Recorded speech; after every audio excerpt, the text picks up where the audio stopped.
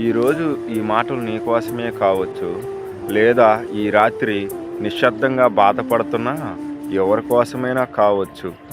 నీ జీవితం ఇలా ఉంటుందని నువ్వెప్పుడూ ఊహించలేదు కదూ. నవ్వులు తగ్గాయి, ప్రార్థన భారంగా మారింది.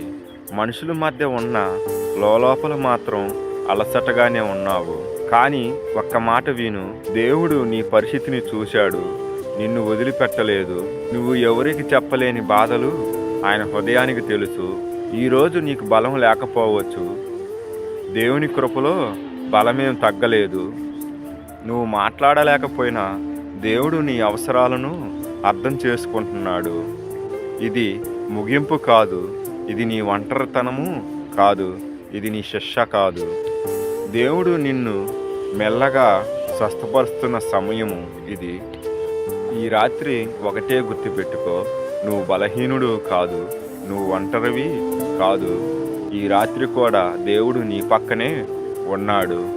ఈ రాత్రి నిద్రపో, రేపు దేవుడు మళ్ళీ నీ జీవితాన్ని కొత్తగా ప్రారంభిస్తాడు. ఈ సమయాన్ని నమ్ము, ఆశను విడవకు.